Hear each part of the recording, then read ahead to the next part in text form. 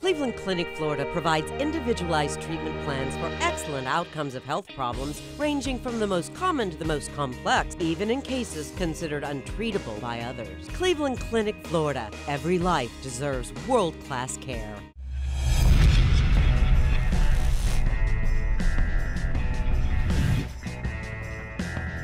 Well, hello and welcome. What's up, y'all?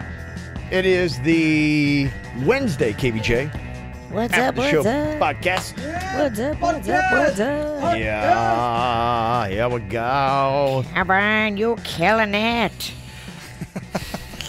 Thank Are you texting and talking? No, I'm trying to get my bearings. I'm looking at a map, and it just made me dizzy. Where you going? It's a fork and cork map. I'm trying to figure out before I get there where the cooking demo tent is set up. Because they told me we moved it, and I don't like when anything gets moved because I get all discombobulated. Especially if I'm planning on having cocktails. I like to know where everything's going to be. I'll get dizzy and fall. It's a good plan, actually. I like to look at maps ahead of time. You really should go into any kind of event like that with a plan, and I know that deep down, but I'll never do it. I'll struggle at every event we go to. When you know where you need to go, I just feel like you have it together more. Yeah, Especially if you're going to be drinking like I always am.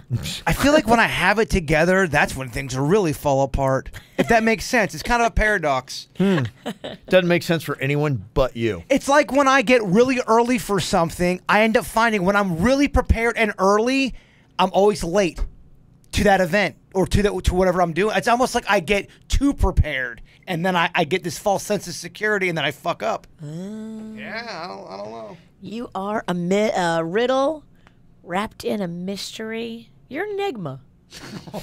All right. You threw a lot of words there. It's an old quote from one of the housewives of Beverly Hills. Oh, well, and if we're going to quote someone, let's make sure Yes. that's properly attributed. You need to quote Erica Jane. I'm sure she was the first to come up with it. You're right. We must attribute to her. Hers is, I'm an enigma wrapped in a mystery, wrapped in cash. Oh gosh, I hate it so much. I knew you would. That's It's all why. so awful. I had to Isn't it? tell It's you. all so awful. So awful. But it's so awesome. Yeah. Well, let's see here. Got some interesting information when we were talking about divorce and attorneys and costs on the regular show today. And Gene sent an email, said, I heard you guys talking about the divorce fees, attorney fees. I work for a psychologist who does social investigations, formerly known as child custody evaluations. And social investigations are done when children are involved and parents can't work out time sharing. The psychologist fee for his retainer on social investigations, $10,000. Holy crap. Right? Are you kidding me? Yeah, no, I'm not. That's at least what her email says. Wow. Crazy, right? It's crazy. It's just crazy, Virginia. It's crazy. That's insane. Vicky sent an email here about another subject we had today. Talking to Lisa. Is she jumping to conclusions when she went to go find her boyfriend's keys, and when she looked through the drawer she thought they might be in, she found a large bag of weed, a gun, and $1,600 cash. So she's like, is he really driving Uber, or is he dealing drugs? Is he slanging that rock? Yes. Vicky said, I can't believe you guys are advising this woman to stay with this guy. That's obviously a drug dealer. Your mind is clearly obscured by the fact that you like weed. You're high right now, aren't you? I wonder if this would be your advice if this was your daughter calling. Oh, hell no. Again, we don't know what was going on. We have one side of a story. Yeah. And I still think, I never said the guy wasn't shady. I never said that. I said there's a chance it might not be what everyone's saying. And if that's such a provocative statement, then I don't know what the fuck to tell you. Well, you're a provocative fuck. I don't know what to tell you. I mean, just because you give an opinion doesn't mean, I don't know. No, we don't know for sure. And I am going to a lot of times give people who call up to this radio show different advice than I would give my own children. Because I'm not going to expect people to live under the same standards that I would expect my kids to, and I'm not going to talk to people like they're my children. You know, I think people need to have their own freedom. They need to make their own judgment calls. If it were my daughter, yeah, I'm going to have a different discussion with her. But I don't think that's right at all for me to sit here and tell you, be like going, if you're my daughter, I'm going to this and this and that. No, it's like, okay, if being a human being, if I were working it through, I would say, are there other possibilities for this? That's all. There are. That's all it was asking. But, is there another possibility that this could be? Yeah. Isn't giving good advice, regardless of who you're giving it to? No, because I give it from a perspective that I think the way I would tell it to my daughter would be different than I should tell it to other people. And people would not like if I were coming off like I would talk to them. Yes, yeah, exactly. of course not. Like I would come off like I would tell my daughter. I love preaching at people. Yeah, but that's not how I'm going to talk it through. And it's an annoying thing sometimes. This is how I do with my daughter. People they don't like that shit. Yeah, so I'm just so you know, like I guess for future discussions, I'm not going to give people who listen to the show the same advice that I would give my daughter. Yeah, it's going to be different. All I'm saying is we don't have all of the facts. Yes. If that was court, you'd need more facts, would you not? If that was real court, yeah, absolutely. You'd have to actually find out if he really is a drug dealer. Objection, Your Honor. Right. Sustained. I'm out of here. That's the perspective I'll give you. You know what? That was like an hour and a half ago. I'm over it. It's a lot. It's a lot of energy. You're right. You win. The guy's a drug dealer. Me and Kevin are idiot fuckfaces. And I agree. And for the record, I'm not a pot smoker. Yeah, so. You're not a pot smoker. Yeah. But you are an idiot fuckface. Sure, well, the other thing, too, is I'm just saying I know for a fact that you could have a big amount of weed and not be a drug dealer. That's all. You could have a gun, and you could actually use that for your Uber driving. There is a little piece of advice, though, a couple things that I did get here from some buddies on that discussion.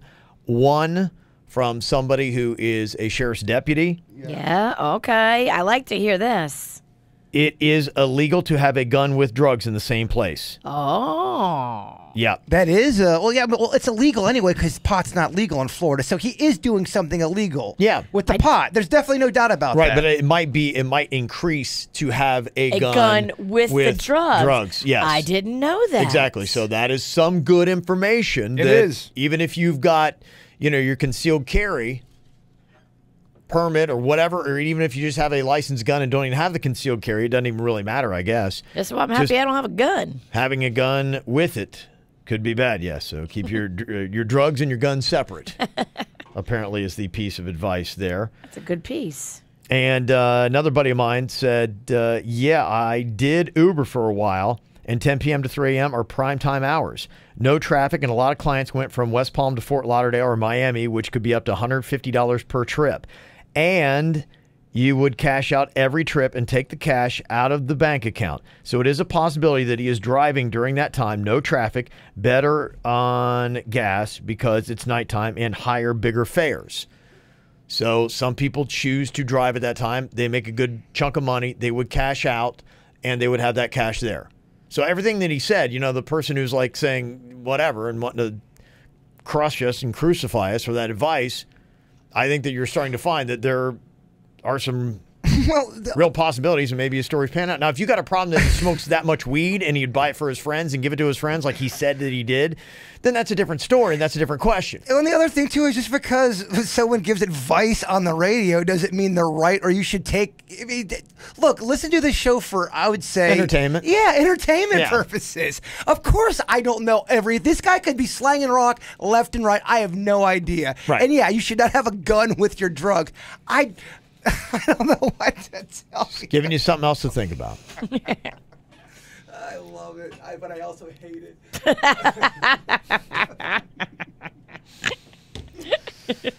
Got an email here from Jerome, said, hey, KVJ show. Kevin, I heard you talking about the situation that took place in Philadelphia this weekend on the ATS and the young boy that was shot at in Michigan for knocking on someone's door. Thank you for talking about and bringing some much needed awareness around racism and how relevant it still is in the U.S. today. I completely agree with your thoughts around white people and all people in general to stand up and speak out in these moments. Those moments will absolutely help create change in the U.S. today. I am a black male who is married to a white woman. We also have 2 beautiful kids. Racism is on my mind almost daily, not only for me, but for my kids. I'm concerned for their future and what they may have to deal with being biracial children. My daughter is 8 and my son is a few months old and unfortunately have already faced racism from a relative that refuses to have a relationship with them based off of the color of their father's skin. What the hell? Fortunately, both are too young to understand, but my wife and I know that this is a conversation that we'll have to have with them as they grow older. We're from Jupiter, but we have to travel all over the U.S. with my job, and we've experienced racial situations in just about all the states that we've lived in. One of the craziest moments took place in Kentucky when one of my daughter's classmates told her that black people are not beautiful. This bothered my daughter so much that she refused to accept that she was mixed. Though many conversations we have had now make her proud of who she is, I have had situations where just walking in a parking garage with a white woman, she would feel the need to clutch her purse, even if my hands were full. I have also been profiled at a local mall growing up with my brothers by a store manager that thought we were stealing and called mall security on us. These moments, unfortunately, have happened to me, my family members or friends, over and over again. Over the last few years, I've been trying to think of ways to impact racism. I'm still on this journey, and I have even partnered with Nike, who I work for, to put change in motion. Unfortunately, my impact has been minimal, but I still strive to find ways to promote change. As a fan of your show, I love the moments when the three of you talk about creating change. I think a podcast around that would be amazing. If so, I'd love to be there or at least offer my perspective via phone. Just a thought. Again, thanks for all you do. I've listened every day for over 10 years. Sincerely, Jerome. Cool email. Yeah, it is a great email. Yes. And it is something that I've learned a lot about racism over just the last couple of years, I think, as we talk about it more and get a little bit more perspective and try to open your eyes a little bit to see what is going on out there. And I truly, honestly believe that it is a call for all of us. It isn't a problem for black people in this country. It isn't a problem for brown people in this country. It is a problem for all people in this country. And like I had said the other day, I just think that it is something where, as white people, we need to do a couple things. One, stand up with people of different colors and say, look, this is just not how America is going to be and how we want our country to be. We need to change it. And we have to be an integral part of that change. We need to be in there and standing up for people that are having a hard time, like the people in the Starbucks standing up for themselves. And the other thing, too, is I would encourage a lot of people, too, to sometimes look inside yourself. And if you do, you may have ingrained prejudices that you're not even aware of, things that have just slowly kind of crept in through your life. It's something for me that I have had to deal with because I grew up in a predominantly white area and heard talk that was racist. And I got to say, there probably was a time in my life when I first left where I grew up that I probably did have a fear of black people because I hadn't been around black people that much. And you hear things, and I think it's only natural that is you grow up and somebody warns you of something or tells you, oh, beware, and you don't have any exposure to it, that you do get a fear of it.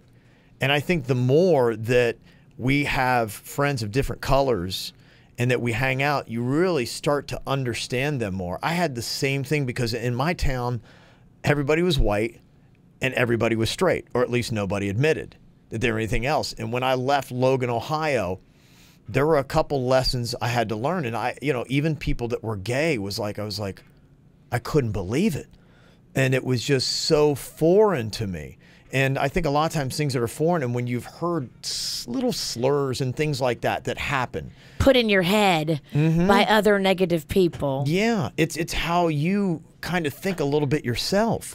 And I don't think there's anything wrong with sometimes looking down deep, and sometimes you got to root out things and be like going, I've got an issue with that inside of me. And sometimes identifying that, and it took me a little while when I started to get friends that were gay, start to be around them and really understand them, then it became something that wasn't a big deal, and it unrooted any kind of stigmas or stereotypes that I had about gay people. I had a better understanding. Same thing with people who are black or brown or whatever. I married a Mexican, so it's like, but I had things that were put in me that you have to do, and I think sometimes all of us, and that's not just white, it's black and brown, because I think everybody probably from where we've been, Because our country, a lot of times people of the same colors would hang out together. Sure. And then you only have that perspective. Yeah. It's much better to have a mixed group and get everybody's perspective and find out what they're going through, what they're dealing with. That's why it's so encouraging to me when I go out and I see mixed groups of friends. I see mixed couples, and to me, that's really true progress. Right. And I think, but you don't see it enough. You don't see it enough. You're right, and I feel like I see it more. Maybe it's because I'm more aware. There's still a lot to do, but every time I see it, I'm like, okay, that's moving the needle in the right direction. You know, we're getting there, and I think that's what it is. It's one person at a time, and that's why. If you can hear my voice, if you can look inside yourself and say, okay, we probably all still, even if you think you're there, you may have a little bit further to go, you know, and just it's something to work at. And you don't need to feel ashamed of yourself. And I think that's one thing. When I've talked to some white people that are very like, they're resistant towards anything about the racism stuff, it's because they feel like people are trying to shame them. And I don't think that you need to feel ashamed. But what if you have? But what if you've lived your whole life and you haven't had racism in your heart, and you grew up in an area and you grew up in a culture where you were just always around people of different backgrounds and different cultures? Then you're lucky. Then that does happen. Right. Sure. Yeah. Then you're good. I mean, I'm speaking only about myself. This is all about Kevin's story. And I'm just asking the question. Is all I'm saying. Then you're fine. Then you're good. And I think there are a lot of people that are there, but you do have to realize, I mean, you know, one place that he cited was Kentucky. And it is true. There are a lot of places that are still very heavily white. And in those areas, they're not necessarily bad people. That's why, to me, I think that racism is a lot of ignorance. And I think at the core of it, it's evil. And when I talk to those people, I say, look, you got to identify racism as something that's evil inside of you. You're not a bad person. You don't want to have that in you. So you got to identify it. You got to try to get rid of it. But I think the more that we find projects and stand up together, that, you know, the better that we're going to be. You know, I even in this building, not to take anybody's thing, but there is a project that is going on that is all about unity and about trying to make a stance, you know, for bringing people together of all races, and that we can hopefully do that in this country and you know, move forward. So yeah. Appreciate the discussion. It would be good to have an ongoing discussion about it, because to me it's something that I think everybody, most people in this country, want to see fixed. Starbucks is trying to jump out in front of it too. I don't know if you saw on May 29th, they're going to be closing down all of their stores for a day to do racial bias training. I think that's super smart. Yeah, I think, you know, you've got to make some statements, and a statement like that, because I know in Philadelphia at the Starbucks store there, the protesters are saying, our point is we don't want this Starbucks store to make any money today. And when you make a move like this, you're saying none of Starbucks is going to make any money on May 29th. And we're going to be closing all 8,000 of our company-owned stores. And we're going to make sure that, you know, people understand how to treat people of all races and say, look, you can't do anything that makes it look like you're giving any kind of preference to anybody, or that, you know, you're acting weird just because of the color of somebody's skin. So, you know, that's 175,000 employees going through that. So, yeah, they had to. I think it's good that their CEO, he had a rough 24 hours. I'm sure that guy probably didn't sleep a lot. No. With that story. I mean, that's a great way to answer. Yeah. And say, okay, here's what we're going to do. Yeah. He got out in front of it. He did. So, bravo to him. Got an email here. Said a couple of months ago, Jaybird was planning a wedding on a budget, and somebody took him up on the offer. Do you have any update on the wedding? How is it going? We had too many events the day of the wedding. Oh no! Okay. Yeah, it was a Saturday, and I forget exactly what was going on, but I had a major conflict because I was looking forward to doing that. I thought that'd be fun because it was in Lake Park, my hometown, and I actually had the connection to Bud's Chicken and Seafood to do the food, and I had Lagunitas beer. So I had it ready to go. I just wasn't able to get it all together. Okay. Scheduling with Lagunitas and scheduling with me just didn't work out. Gotcha. Okay. I still would like to do that for somebody. Okay. I feel like I could do a budget or a wedding on a budget big time. So I mean, just don't expect, you know, the breakers treatment. Well, I mean, hey, wedding on a budget. What are you gonna do? You know. Saw the video. It's up of me with the snake yoga today. It's a nice pose. You were surprisingly dealing with it pretty well. It was her voice. Her voice was so peaceful. You know what? I think there is something to it. I've done a little bit of the meditation stuff. The breathing. It goes, yeah, there is legitimately something to getting control of your mind, and your breath has a lot to do with it. And your heart rate. Yeah. There's something to it because it's been going on for centuries and centuries. Meditation, all that stuff. There has to be something to it. I'm not great. I'm better at it. And listening to her and having the visual of just like not even focusing or thinking of having snakes on me. Yeah. I know. I almost put myself in a trance. I think that's what I did. I know majority of people think, oh, I don't have the mind to meditate. No, I could never do that. And that's true for everybody beginning in meditate. I mean, you're going to suck at it for quite a while. You really have to practice it. But, man, I do believe in the benefits. Yeah. If you really get full gorilla into it. But you have to practice it. You have to do it like you brush your teeth. You can't skip. If you skip, then you're fucked.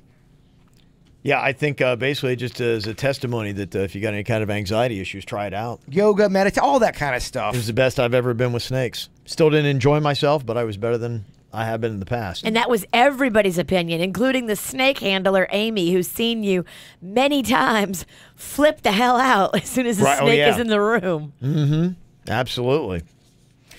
All right, let's see here. We got an email from a longtime listener. It said, can we get a like count from the other day's podcast where Kevin was talking about being in the car with a pro driver?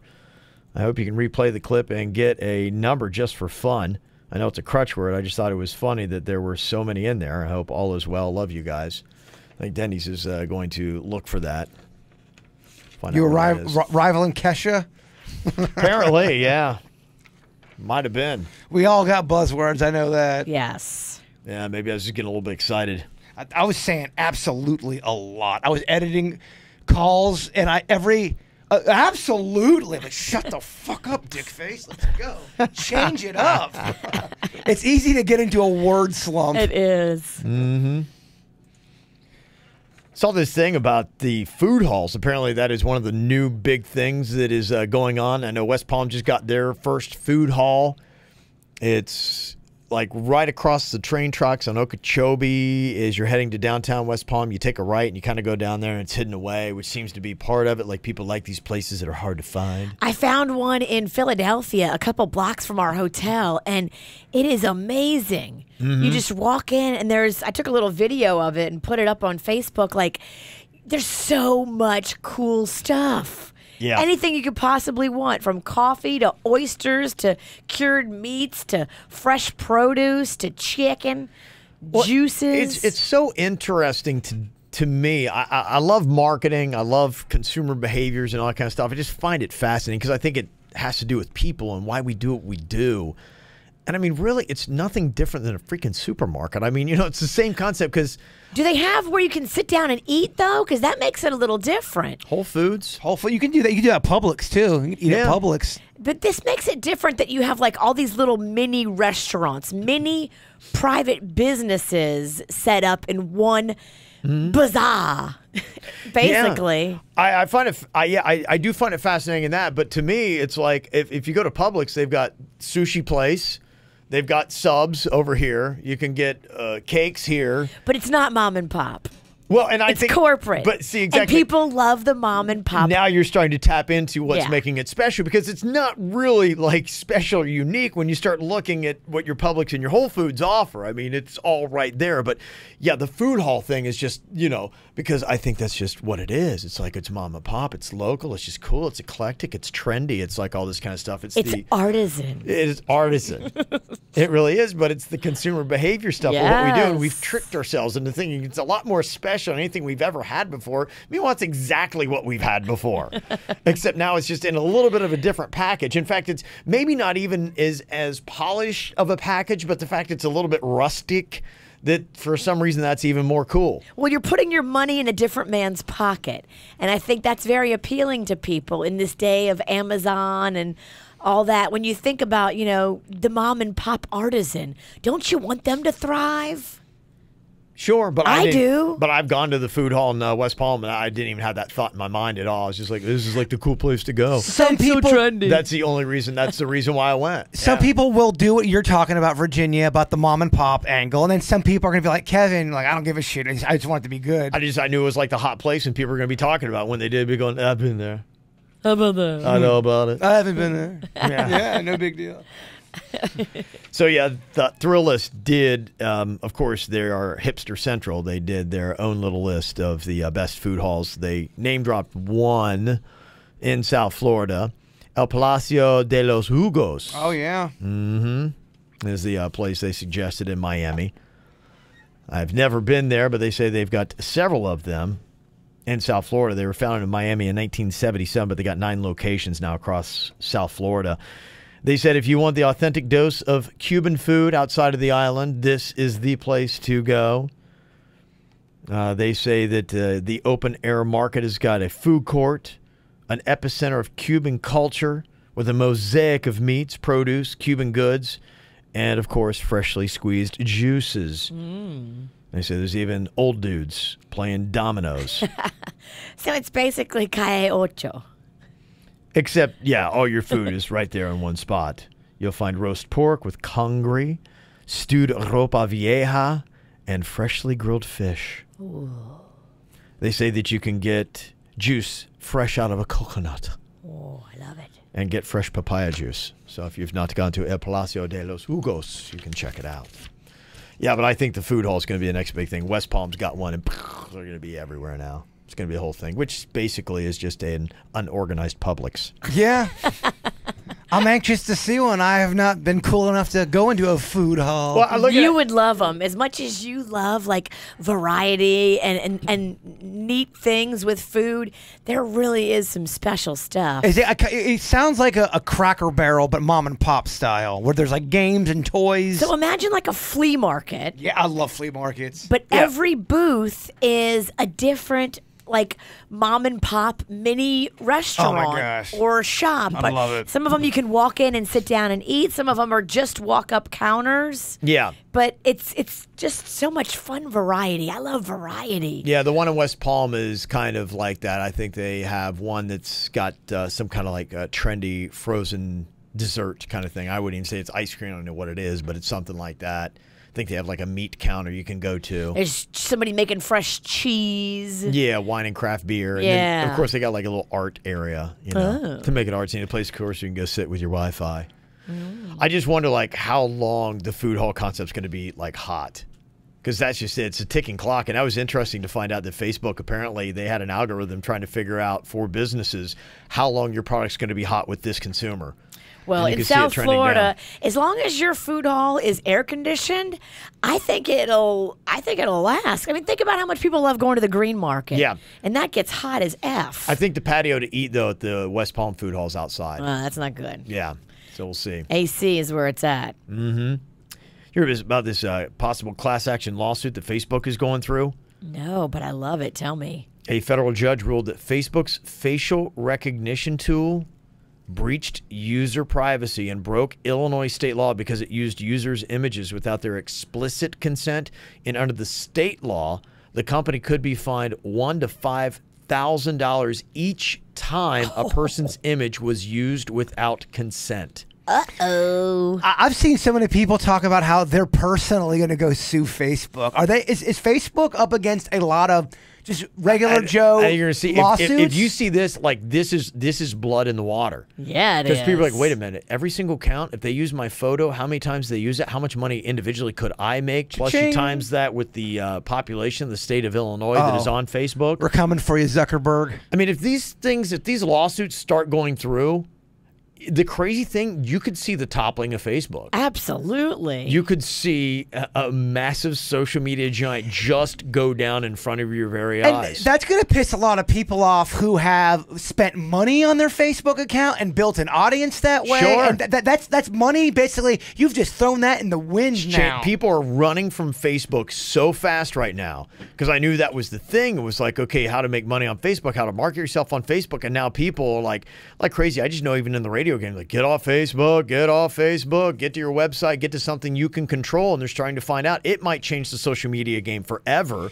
because they're realizing if a behemoth like Facebook could go down, never trust your business's success on any social media platform. I think it's a long time coming where laws are social media is catching up to the laws of the land, because it has been the wild, wild west on social media and on the internet. Yeah. And people are finally saying, oh, fuck this shit. We got to get some law around here. Isn't it juicy drama, though, if the big dog can get toppled? Oh, well, it's amazing. And their tactic, listen to what they're doing. Facebook has now started running ads and are calling out Google, Amazon, and Twitter, saying they're doing the same thing. So they're trying to distract people and say whatever. So, I mean, you're going to see like, oh my gosh, it's like the feast that we can have. And people might just gobble up all of these social media titans if they can prove that they have improperly collected and distributed consumer data. You're going to see a lot of new rules. According to state law. You'll see new rules. You but will. Think of the past violations that could be happening up until this point. Now, they'll change from here on out. Right.